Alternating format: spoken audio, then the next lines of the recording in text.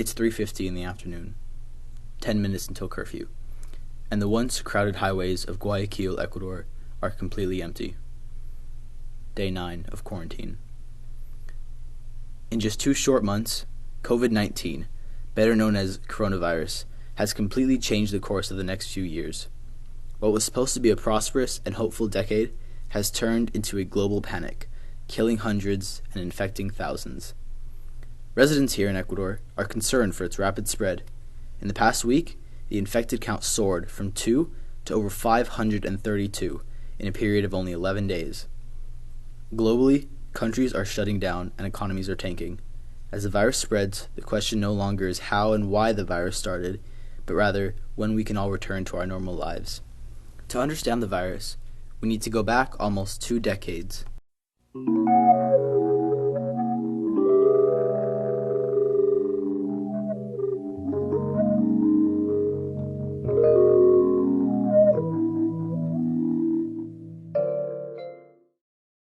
A mysterious form of pneumonia kills 2 in Canada. The pneumonia-like illness has killed 17 people around the world, including 3 in Canada. It's highly contagious, and it's already spread to 3 continents on airliners. March 2003. Panic grips Hong Kong as a deadly new virus sweeps through the city, severe acute respiratory syndrome, or SARS. SARS had a huge impact on Hong Kong, and the city is poised to spring into action when, rather than if, another highly infectious disease emerges.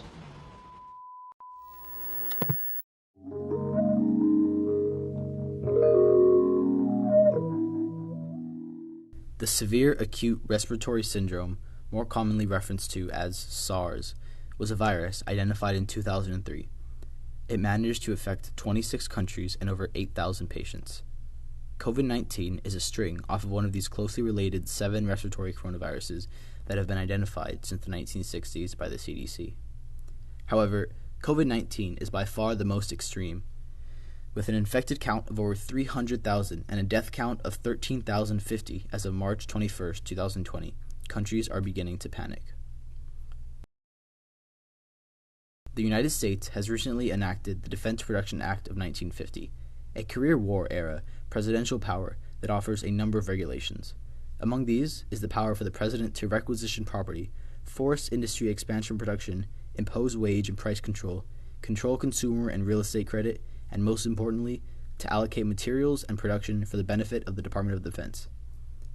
In this case, the most valuable manufactured good is undoubtedly the ventilator. New York Governor Andrew Cuomo brought this to light when he compared the importance and necessity of ventilators to this pandemic to what missiles were to World War II. The future does not look bright. In a bold move by California Governor Gavin Newsom, he ordered the state's 40 million residents to remain inside, at home, practicing social distancing. His action was justified by the claim that without such drastic measures, 56% of California's population would be infected in as little as 8 weeks. In regards to the economy, it seems like every day there is another headline. S&P hits new low, and steepest decline in history. The price of crude oil recently fell once again to a new low, leaving rentier states permanently scarred once again. The United States Federal Reserve aptly cut federal funds interest rates to under 0.25%, marking the largest emergency reduction in over 100 years. March 12th saw the worst day of trading since the 1987 Black Monday market crash. Such measures are in the anticipation of something much worse.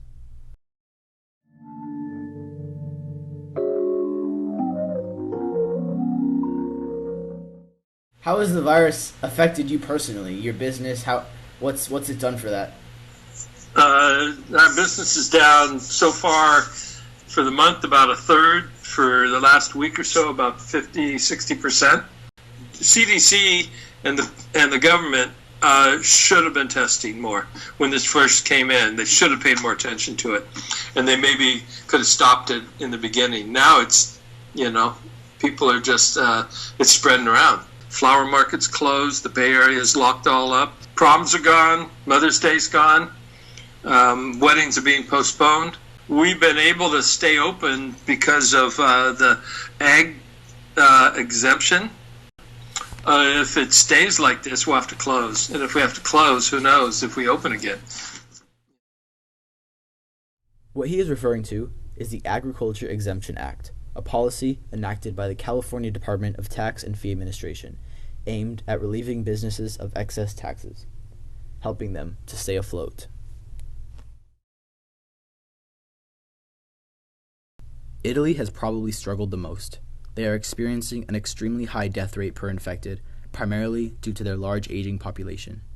Named the pandemic's epicenter by New York Times, Italy's deaths from the virus account for around 30% of the total global deaths.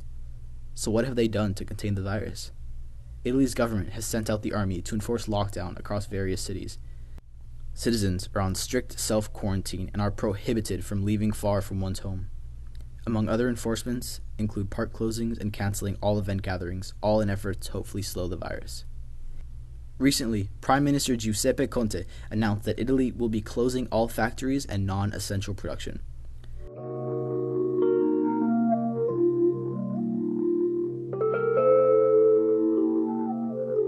For a month already, I haven't going out at all.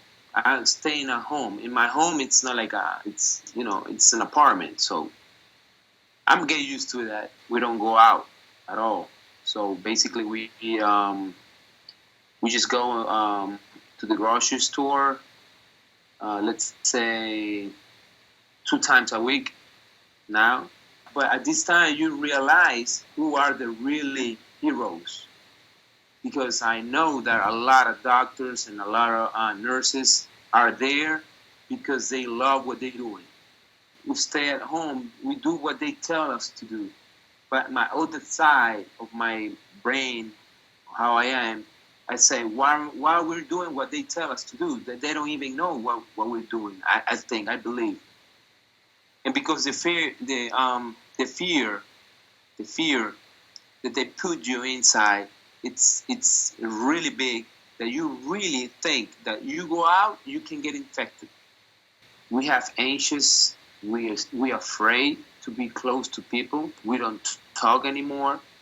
It's just the society changed totally. I don't really like it. It's really depressed, the situation. It's the first time in my life I'm in a situation like this. So it's weird. It's really weird. What's happening in Italy is actually quite similar to what is currently going on in the United States. Weeks ago, Italian leaders attempted to downplay the severity of the virus, even going so far as to blame their unusually high cases at the time on aggressive testing. In the United States, President Donald Trump seemed to similarly downplay the seriousness of the threat, only to be immediately contradicted minutes later by Anthony Fauci, director of the National Institute of Allergy and Infectious Diseases at the National Institute of Health. This seems to be a trend on his part. Business Insider reports 6 occasions where the United States president denies and contradicts professional public health officials about the virus. Many, including Trump, have argued that the common flu kills more people and that COVID-19 is nothing relative to that number. According to CDC estimates, a minimum of 23,000 people die annually from the flu, a number that the coronavirus is fast approaching, in a span of only 3 months. COVID-19 spread swiftly and discreetly. Eurosurveillance reports that an estimated 18% of the infected are asymptomatic, lacking any sign of carrying the virus. The danger of this being the unknowing and involuntary spread of the disease. Once somebody comes across the virus, they may never get sick.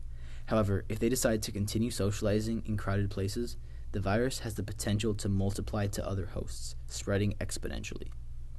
This exactly is the problem that we are facing, with the best current solution being complete social isolation. So I guess, how has this virus affected you personally? Okay, so first things is mainly based on my education. I haven't been able to attend school, and school has been transferred online, but it's still a different feel. Teachers and students are adapting to the new system, and although some classes are still giving the same assignments, I feel like in some classes there's more effectiveness in the teaching in classroom than online. So it's still a transition. So, and also it has affected my university applications because AP testing may be online and it's still in question if universities are going to take college credit for that or not. As long as I stay in self-quarantine, for me personally, I think I'm good for now, but I fear like exterior factors like my family that's outside or the future, which is college. I'm Mexican, and right now there's some measures being taken in Mexico, but the media at least has said that not enough measures are being taken. Like other countries, I've seen that China implemented harsh curfews. A friend that I met in Harvard from China said that he couldn't leave his house for like a month.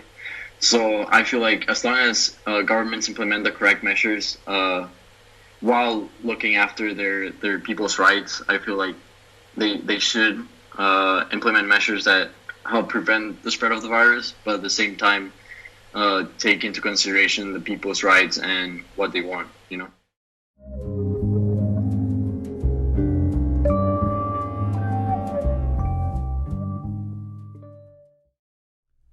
What hurts most shouldn't be the boredom that you feel trapped inside of your own home, but rather the thought that in the year 2020, our medical system can't handle a pandemic of this magnitude.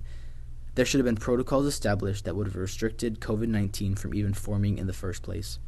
The problems having started with China's wet markets and continuing to the lack of structure and equal system to support for the patients affected by this deadly virus. What hurts most is the thought that thousands of families have suffered the death of relatives all across the world, in undeveloped and developed countries alike, because hospitals didn't have enough resources or funding to care for them. It is the responsibility of every single person to practice social distancing and stay inside, quarantined. The only way to win this war is to ensure the halt of the spread and to cure the infected. But obviously, one question arises. Who is the real virus?